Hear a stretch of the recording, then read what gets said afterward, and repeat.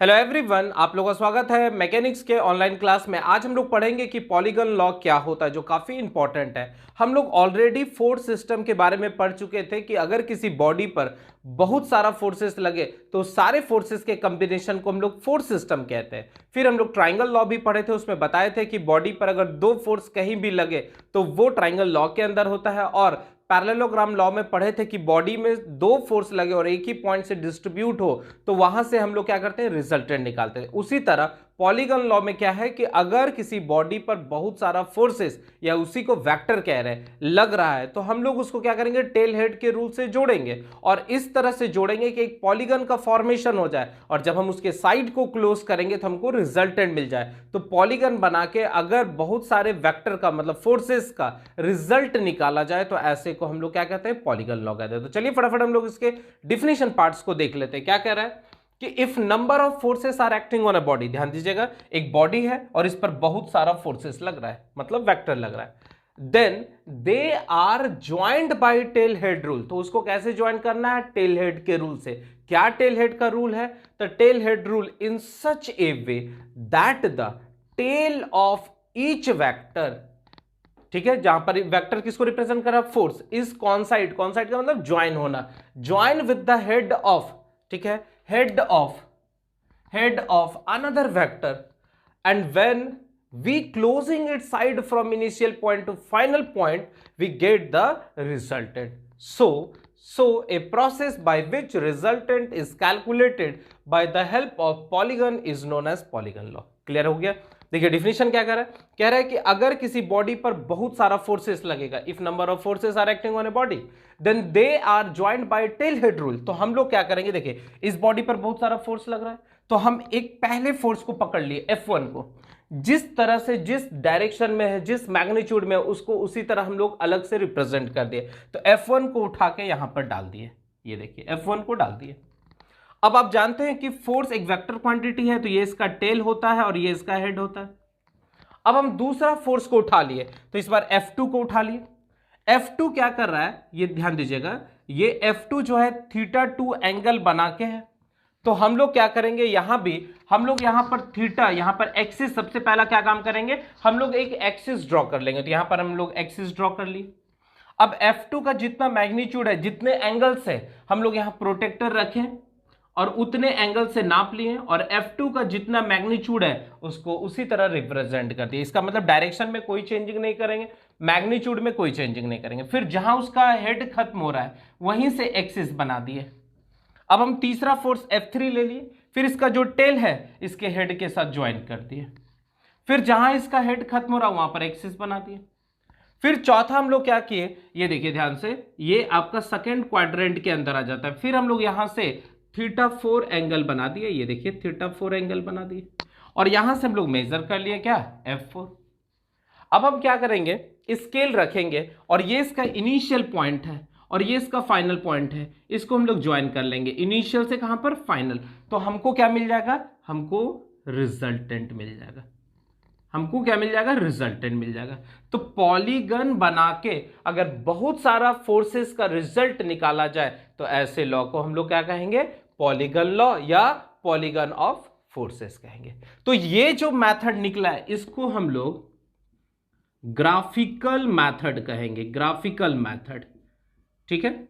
और दूसरा एक मेथड है जिसको हम लोग क्या कहते हैं, एनालिटिकल मेथड, ठीक है, एनालिटिकल मेथड, इसको हम लोग क्या कहेंगे, एनालिटिकल मेथड कहेंगे। तो एनालिटिकल मेथड हम लोग ऑलरेडी रिजॉल्विंग ऑफ फोर्सेस में आपको बता दिए थे। तो उसके लिए क्या करते हैं, सबसे पहले इस बॉडी को एक पार्टिकल मान लेते हैं, ये पार्टिकल मान ली, और क्या करेंगे, यहां से कोऑर्डिनेट एक्सिस ऐसे खींच दिए, एक्स एक्सिस वाई एक्सिस खींच दिए। अब देखिए सबसे पहला ये फोर्स को उठा के हम यहां पर डाल दिए F1 डाल दिए। फिर दूसरा फोर्स F2 जो है θ2 एंगल के साथ है, तो हम यहां पर F2 को डाल दिए, F2 को डाल दिए। ये एंगल कितना बना रहा है, θ2 बना रहा है। फिर तीसरा F3 है, तो F3 वाई एक्सिस में है तो यहां पर रिप्रेजेंट कर दिए, ये हो गया F3। फिर चौथा F4 है, F4 हो गया, ये एंगल बना रहा है θ4 और इस तरह के न्यूमेरिकल्स को हम लोग ऑलरेडी पढ़े थे कि क्या करते थे, इसके कंपोनेंट को x में तोड़ देते थे, y में तोड़ देते थे, फिर इसके कंपोनेंट को x में y में तोड़ देते थे, और फिर हम लोग सिग्मा fx निकालते थे, सिग्मा fy निकालते थे, है ना। आपको याद होगा जब हम लोग फिर क्या करते थे, सिग्मा fx निकालते थे, फिर हम लोग सिग्मा fy निकालते थे, और हम लोग पढ़े थे resultant is equal to magnitude of sigma fx का होल स्क्वायर अब प्लस सिग्मा fy का होल स्क्वायर। ये आपका एनालिटिकल मेथड है। और ग्राफिकल मेथड में क्या होता है, रिजल्टेंट कैसे निकाला जाता है, एरो के मदद से f1 plus f2 plus f3 plus f4, ये इस तरह से, मतलब आप इसको जोड़ते जाइए और फाइनली इसको ज्वाइन जब कर देंगे तो ये रिजल्टेंट होगा। आप यहां पर स्केल रखिए और यहां पर स्केल रखिए, इसको मेजर कर लीजिए। मान लीजिए इसका जो मैग्नीट्यूड आ रहा है वो आ रहा है 6.34 सेंटीमीटर। तो ऑलरेडी f1 का वैल्यू दिया रहेगा, f2 का वैल्यू दिया रहेगा, f3 का वैल्यू दिया, तो हम लोग फोर्स को क्या करेंगे, स्केल में मान लेंगे कि f1 फोर्स, जैसे मान लीजिए कि ये आपको क्वेश्चन में दे दिया हुआ है 50 न्यूटन, तो हम लोग क्या करेंगे, मान लेंगे कि F 10 न्यूटन बराबर 1 सेंटीमीटर, तो F1 फोर्स कितना हो जाएगा, 5 सेंटीमीटर। तो उसी तरह रिजल्टेंट भी कितना हो जाएगा, तो 6.34 सेंटीमीटर, 1 सेंटीमीटर बराबर 10 है, तो 10 से गुना कर देंगे तो यहां से 63.4 न्यूटन आ जाएगा।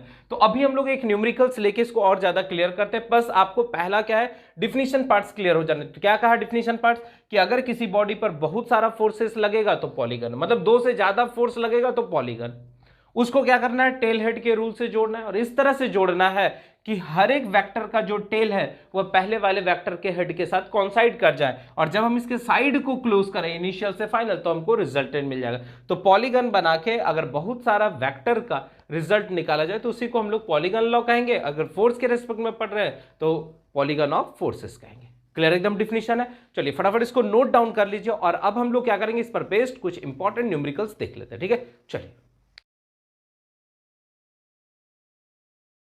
चलिए अब हम लोग नेक्स्ट आ जाते हैं पॉलीगन लॉ पर। एक इंपॉर्टेंट न्यूमेरिकल्स ले लेते हैं, और लगभग इसी तरह के न्यूमेरिकल्स आपको ज्यादा से ज्यादा प्रैक्टिस करना है। तो क्या कह रहा है, calculate the magnitude and direction of resultant by graphical method and check by analytical method. इसका मतलब है इसमें 2 तरह का क्वेश्चन है, एक डायरेक्ट आप पॉलीगन लॉ से बना सकते हैं, दूसरा आप रिसोल्यूशन ऑफ फोर्सेस के मदद से, मतलब रिजॉल्विंग ऑफ फोर्सेस के मदद से बना सकते हैं। तो इसके लिए करना क्या है, आपके पास पेंसिल, आपके पास स्केल और प्रोटेक्टर होना चाहिए, एटलीस्ट इतना चीज जरूर होना चाहिए। तो यहां पर एक बॉडी ले लिया और उस पर बहुत सारा फोर्सेस लग रहा है, लगभग 5 फोर्सेस यहां पर रिप्रेजेंट कर रहा है, और पूछ रहा है कि बताइए ग्राफिकल मेथड हम कैसे इसका रिजल्टेंट निकाल सकते हैं। तो सबसे पहला, कभी भी इस टाइप का अगर क्वेश्चन रहेगा तो सबसे पहला हम लोग क्या करेंगे, सॉल्यूशन पार्ट्स में लेट करेंगे, स्केल चूज करेंगे। ठीक है, स्केल हम लोग चूज करेंगे। ठीक है, तो स्केल क्या चूज करेंगे, तो आप यहां पर नोटिस कर रहे हैं कि जितना भी फोर्सेस दिया हुआ है वो सारा का सारा 10 का मल्टीपल है। तो यहां पर स्केल हम लोग मान लेंगे। ठीक है, स्केल हम लोग मान लेंगे, क्या मानेंगे कि 10 न्यूटन बराबर 1 सेंटीमीटर। ठीक है, अब हम लोग क्या करेंगे, इसमें से किसी भी फोर्स को कभी भी ले सकते हैं। तो हम सबसे पहला क्या करेंगे, यहां पर एक पॉइंट बना दिए, एक्सिस बना दिए। ठीक है, याद रखना है कि बहुत अच्छे से ड्रॉ करना है, जरा भी अगर थोड़ा भी मिस्टेक होगा तो आंसर आपका डिफरेंट आ सकता है। तो सबसे पहला F1 फोर्स है, कितना है, 80 न्यूटन। हो सकता है आपको मन करे तो आप F2 फोर्स को भी लेके बना सकते हैं, F3 फोर्स को भी लेके स्टार्ट कर सकते हैं। क्लियर है, पर हम यहां पर क्या कर रहे हैं, F1 फोर्स को ले लिए, कितना है, 80 न्यूटन है। तो 10 न्यूटन बराबर 1 सेंटीमीटर, तो 80 न्यूटन बराबर कितना, 8 सेंटीमीटर। यहां पर आप स्केल रख दीजिए, यहां पर स्केल रखिए और 8 सेंटीमीटर का एक लाइन खींच दीजिए। तो हम 8 सेंटीमीटर का एक लाइन खींचे, जहां खत्म हुआ वहां पर पॉइंट दे दीजिए और एक एरो बनाइएगा। बस ये याद रखना कि पॉइंट से आगे एरो नहीं बढ़ना चाहिए। ठीक है, तो ये आपका F1 हो गया, कितना हो गया, F1 बराबर 8 सेंटीमीटर। ठीक है, इसका कुछ नाम दे दीजिए, 0A। ये F1 हो गया। अब हम लोग क्या करेंगे, जहां पर आप पॉइंट दिए थे वहीं से फिर से वापस एक्सिस बना दीजिए। ठीक है, स्केल को रख के एक्सिस बना दीजिए, और यहां से आप क्या करेंगे, अब F2 को ले लीजिए। F2 कितना है, 60 न्यूटन है। 60 न्यूटन का मतलब हो गया कि 10 न्यूटन बराबर 1 सेंटीमीटर, तो 60 न्यूटन बराबर 6 सेंटीमीटर। तो यहां पर आप प्रोटेक्टर रखेंगे और एंटी क्लॉकवाइज डायरेक्शन में 30 डिग्री का एंगल नाप लेंगे। ठीक है, क्योंकि यहां देखिए ये आपको दिख रहा है कि फर्स्ट क्वाड्रेंट के अंदर है, फर्स्ट सेकेंड, थर्ड, फोर्थ। तो फर्स्ट क्वाड्रेंट के अंदर 30 डिग्री का एंगल बना रहा है और 60 न्यूटन का फोर्स है। तो यहां से आप 6 सेंटीमीटर का एक लाइन खींच दीजिए। ये देखिए इस तरह से 6 सेंटीमीटर का एक लाइन खींच दिए, जहां पॉइंट खत्म हो वहां पर पॉइंट दे देंगे और वहां से हम लोग एक एरो बना देंगे। बस आगे नहीं बढ़ना चाहिए पॉइंट या एरो, ठीक है। तो ये आपका 30 डिग्री हो गया और F2 का जो वैल्यू है वो आपका 6 सेंटीमीटर हो गया, कोई दिक्कत नहीं। अब आप क्या कीजिए, यहां से फिर जहां पॉइंट था वहां से फिर से एक्सिस आप ड्रॉ कर दीजिए। ये देखिए एक्सिस आप ड्रॉ कर दिए। अब इस बार क्या करना है, F4 ले लेना है, सॉरी F3 ले लेना है। कितना हो गया, 40 न्यूटन है, इसका मतलब 4 सेंटीमीटर। तो 4 सेंटीमीटर का एक लाइन ड्रॉ कर देना है, 4 सेंटीमीटर का एक लाइन ड्रॉ कर देना है, क्योंकि ये 90 डिग्री के साथ है, ध्यान दीजिएगा ये 90 डिग्री के साथ है। तो F3 बराबर आपका 4 सेंटीमीटर। फिर यहां से आप क्या करेंगे, एक्सिस ड्रॉ कर दिए, जहां पर पॉइंट लगा था वहां से एक्सिस ड्रॉ कर दिए। अब देखिए यहां पर आप नोटिस कर रहे हैं कि ये आपका सेकेंड क्वाड्रेंट में 45 डिग्री के एंगल बना के 55 न्यूटन है, इसका मतलब 5.5 सेंटीमीटर हो गया। तो यहां पर आप 45 डिग्री का एंगल बना दीजिए, 45 डिग्री का एंगल यहां प्रोटेक्टर रखिए और इधर से आप नापिए तो ये 45 डिग्री का एंगल बना दीजिए। और यहां पर आप 5 सेंटीमीटर का 5.5 सेंटीमीटर का आप फोर्स ले लीजिए। F4 बराबर कितना हो गया, 5.5 सेंटीमीटर, कोई दिक्कत नहीं। अब आप क्या करेंगे, अब लास्ट आ जाते हैं F7 में। तो हम क्या करते हैं, इसको हटा देते हैं, यहां से लिख देते हैं 10 न्यूटन बराबर 1 सेंटीमीटर। अब इस पॉइंट पर यहां से फिर से एक्सिस बनाइए और इस बार आप देख रहे हैं कि ये इस डायरेक्शन में 70 न्यूटन का है, मतलब यहां से आप स्केल रखिए और 7 सेंटीमीटर का एक लाइन ड्रॉ कर दीजिए। ये देखिए 7 सेंटीमीटर का एक लाइन ड्रॉ कर दिए, कोई दिक्कत नहीं। तो ये क्या हो गया, F5 हो गया, कितना, 7 सेंटीमीटर। अब आप क्या कीजिए, स्केल को यहां रखिए और यहां जहां ये पॉइंट था यहां पर रखिए और इसको आप मिला दीजिए डॉटेड करके, इस तरह एकदम सीधा करके डॉटेड मिला दीजिए। क्लियर है। अब स्केल को यहां से रख के यहां तक में पूरा नाप लीजिए कि कितना मेजरमेंट आ रहा है। तो R बराबर हम मेजर किए, अगर आप स्केल से इसको मेजर करेंगे तो अप्रोक्सीमेटली आ रहा है 11.4 सेंटीमीटर। आप चेक कर लेंगे, अगर थोड़ा भी अंतर आएगा तो आप अपने हिसाब से एज्यूम कर लेंगे, ठीक है। हो सकता है 11.3 भी आए, किसी का 11.2 भी आए, 11.5 आए, सारा कंसिडर किया जा सकता है। पर अगर एरर नहीं करेंगे तो एग्जैक्ट वैल्यू आएगा। तो यहां पर स्केल रखें और यहां पर स्केल रखें और फाइनली इसको मेजर कर लिए, कितना आ गया, 11.4 सेंटीमीटर आ गया। अब प्रोटेक्टर को यहां रखिए 0 और यहां से इसको इस तरह से मेजर कर लीजिए, यही आपका डायरेक्शन ऑफ रिजल्टेंट बना दिया। तो यहां से रिजल्टेंट का जो वैल्यूज आया वो कितना आ गया, 11.4 सेंटीमीटर आ गया। 1 सेंटीमीटर बराबर 10 न्यूटन, तो ये क्या हो गया, 11.4 गुना 10 is equal to 114 newton and this is your required answer. और यहां से अल्फा का वैल्यू मेजर कर लेंगे और लगभग आपका 77 डिग्री के आसपास आ रहा है, ठीक है। तो ये आपका दूसरा आंसर हो गया। तो आप मैग्नीट्यूड भी निकाल लिए, डायरेक्शन भी निकाल लिए। तो आई होप आपको ग्राफिकल मेथड अच्छे से समझ में आ चुका होगा। अब हम लोग इसी को चेक करते हैं एनालिटिकल मेथड से। तब तक आप क्या करेंगे, फटाफट अपने कॉपी में इसको नोट डाउन करेंगे, ठीक है। चलिए अब इसी क्वेश्चन को हम लोग क्या करेंगे, एनालिटिकल मेथड से चेक करेंगे और चेक करेंगे कि रिजल्टेंट और डायरेक्शन सेम आया है कि नहीं। तो हम लोग क्या करेंगे, इस बॉडी को एज्यूम कर लेंगे एक पार्टिकल। तो यहां पर ये पार्टिकल मान ली और जैसा जैसा फोर्स है उसको उस एक्सिस पर रिप्रेजेंट कर देंगे। तो सबसे पहला हम लोग एक्स एक्सिस बना देंगे, वाई एक्सिस बना देंगे। ये देखिए ये फोर्स आपको दिख रहा है कि एक्स एक्सिस पर, तो इसको उठा के यहां पर रख दिए। फिर दूसरा फोर्स आप देखिए फर्स्ट क्वाड्रेंट के अंदर है 30 डिग्री का एंगल बना के, तो फर्स्ट क्वाड्रेंट के अंदर है 30 डिग्री का एंगल बना के। फिर तीसरा फोर्स जो है F3 40 न्यूटन का है, तो यहां पर F3 40 न्यूटन का डाल दिए। फिर चौथा जो फोर्स है ये सेकेंड क्वाड्रेंट में, देखिए पहला दूसरा तीसरा चौथा, सेकेंड में 45 डिग्री एंगल बना के 55 है, ये भी बना दिए। और आपको पांचवा जो दिख रहा है ये देखिए एक्स एक्सिस पर है इस डायरेक्शन में 70 न्यूटन का। तो यहां पर तो क्लियर है कि ये फोर्स और ये फोर्स एक्सिस पर है, और हम लोग पढ़े हैं रिजॉल्विंग में कि एक्सिस पर अगर फोर्स रहेगा तो उसको कुछ नहीं करेंगे, उसी तरह छोड़ देंगे। पर अगर कोई force X axis Y axis के बीच में होगा, मतलब टेढ़ा होगा, तो उसको सीधा करेंगे। तो यहां पर हम इसको सीधा करेंगे, तो ये देखिए इसका तीर को पकड़िए और इस एक्सिस पर रखेंगे तो कितना हो जाएगा 60 cos 30 डिग्री, और एरो इधर दिखा देना। फिर ये सेम इस पर भी टूटेगा, तो ये कितना हो जाएगा, तो 60 sin 30 डिग्री। फिर यहां पर एक और फोर्स टूटेगा, ये देखिए इधर 55 कितना हो जाएगा cos 45 डिग्री, और इधर कितना हो जाएगा 55 sin 45। तो हम लोग क्या करेंगे, ये सारा फोर्सेस को एक्स एक्सिस वाई एक्सिस पर रिप्रेजेंट करते हैं। तो ये देखिए पहला फोर्स आपको दिखा 80 न्यूटन का F1, दूसरा आपको दिखा कि ये फोर्स का कंपोनेंट टूटा है, ये देखिए 60, तो 60 cos 30 डिग्री। चलिए नेक्स्ट, इस एक्सिस में देखिए आपको 70 दिख रहा है, 70 न्यूटन, ठीक है, इसको क्या करेंगे 70 न्यूटन लिख देंगे, 70 न्यूटन। और फिर एक और ये 55 का टूटा हुआ इधर है, तो यहां भी हम लोग रिप्रेजेंट कर देंगे 55 cos 45 डिग्री। उसके बाद एक फोर्स आपको ऊपर दिख रहा है, ये देखिए 40 न्यूटन इधर दिख रहा है। फिर ये फोर्स का दो कंपोनेंट टूटा, एक यहां टूटेगा कि यहां टूटेगा, तो यहां पर कितना हो जाएगा 60 sin 30 डिग्री।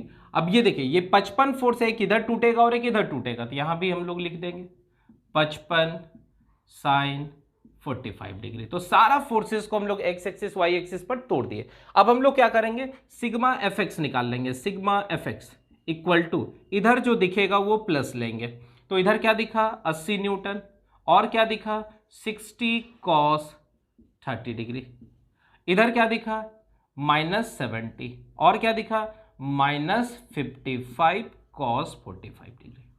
अब आप क्या करेंगे, कैलकुलेटर से इसका वैल्यू निकाल लेंगे, और ये आपका न्यूटन में आ गया। फिर हम लोग क्या करेंगे, सिग्मा एफ वाई निकाल लेंगे, ऊपर जो दिखेगा प्लस लेंगे, तो ऊपर क्या दिख रहा है, तो ये देखिए 40 Newton plus 60 sin 30 degree plus 55 sin 45 degree, और कोई फोर्स तो दिख नहीं रहा है, ठीक है, तीन फोर्स था 1 2 3, ये देखिए इसका कंपोनेंट और ये, तो इसको भी हम लोग कैलकुलेटर से निकाल देंगे, ये भी न्यूटन में आएगा। तो फटाफट हम लोग कैलकुलेटर का यूज करेंगे, और यहां से जो वैल्यूज आ रहा है 80 प्लस sin cos 30 डिग्री और -70 और -55 cos 45, तो यहाँ से जो वैल्यूज आ रहा है वो आ रहा है आपका 23.070 न्यूटन में, ठीक है, प्लस में आया है, प्लस में आया। और सिग्मा एफ वाई कितना आ रहा है, तो 40 प्लस 60 sin 30 डिग्री और प्लस 55 sin 45 डिग्री।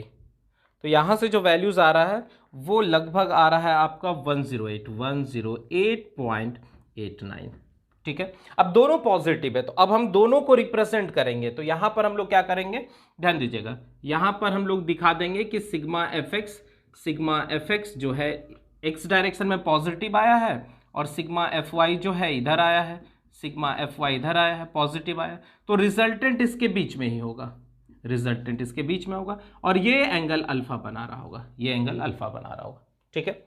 तो यहां से हम लोग क्या करेंगे, रिजल्टेंट निकालेंगे। तो रिजल्टेंट के लिए पढ़ाई किए हैं कि ये होता है under root of sigma F X का होल स्क्वायर और प्लस सिग्मा एफ वाई का होल स्क्वायर, ठीक है। सिग्मा एफ एक्स का वैल्यू आपको क्वेश्चन में मिल चुका है, कितना है 23.070 का होल स्क्वायर और प्लस 108.89 का होल स्क्वायर, और इसको हम लोग स्क्वायर रूट के अंदर डाल देंगे। अब हम लोग फटाफट स्क्वायर रूट के मदद से निकाल देते हैं। इसका वैल्यूज कितना हो रहा है 23.070, ठीक है, होल स्क्वायर और प्लस 108.89, ठीक है, इसका भी होल स्क्वायर। और यहाँ से जो वैल्यूज आ रहा है वो आपका लगभग आ रहा है 111.307 क्या चीज़ में, न्यूटन।